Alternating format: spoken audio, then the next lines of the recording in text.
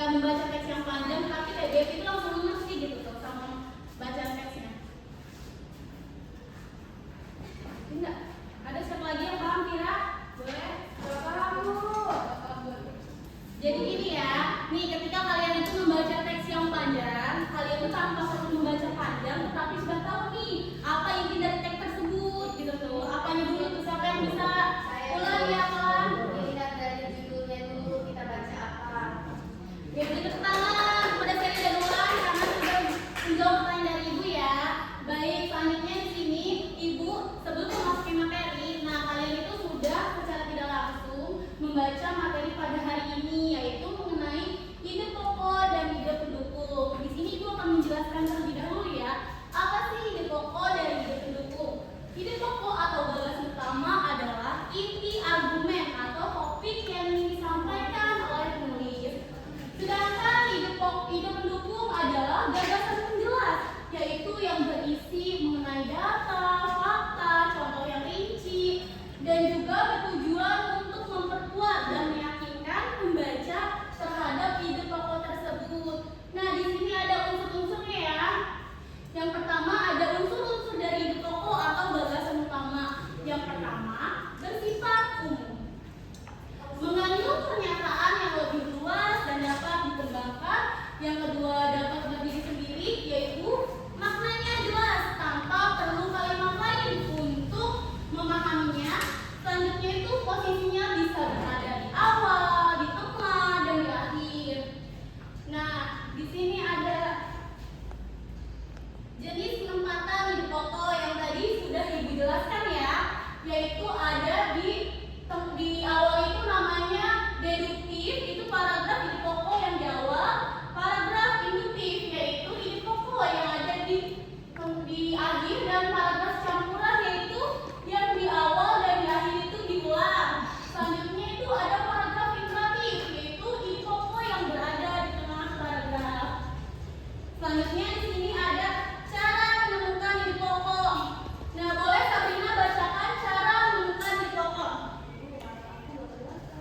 Nah, sebentar ya, puasa. Ya Tuhan itu. Kelihatan tidak? Ya. Tolong bacakan ya cara menentukan ide pokok. Cara menentukan ide pokok pertama adalah membaca seluruh paragraf secara cermat, menemukan kalimat yang isinya paling umum, mengabaikan kalimat-kalimat yang hanya berfungsi sebagai penjelas, menemukan inti dari kalimat umum tersebut sebagai ide pokok. Nah, itu ya teman-teman semua, cara menemukan ide pokok. Intinya itu kita harus membaca keseluruhan paragraf secara cermat. Baik, selanjutnya ada unsur-unsur ide pendukung atau gagasan pendukung. Ismail Fahmi boleh bacakan? Oke. Unsur-unsur ide pendukung atau gagasan pendukung ada tiga. Pertama ada penjelas, produksi menjelaskan rinci dan menguatkan ide pokok. Yang kedua, tidak dapat berdiri sendiri, maknanya bergantung pada ide pokok. Yang ketiga ada posisi, mengikuti ide pokok atau menyebar di seluruh paragraf.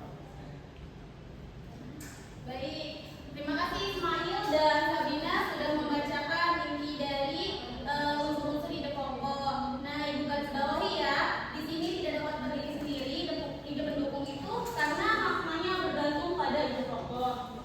Baik, selanjutnya di sini ibu ada tugas ya untuk anak-anak semua mengenai materi pada hari ini, yaitu membagi kelompok 1 sampai 3, tetapi nanti kalian hanya membacakan saja ya.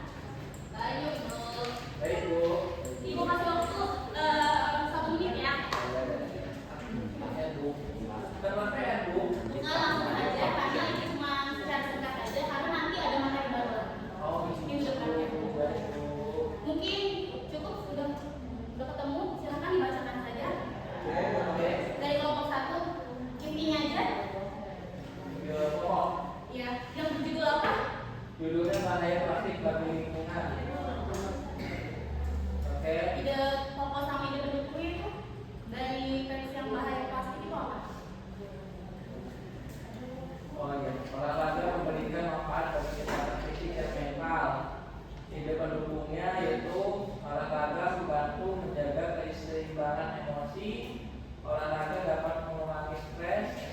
Banyak orang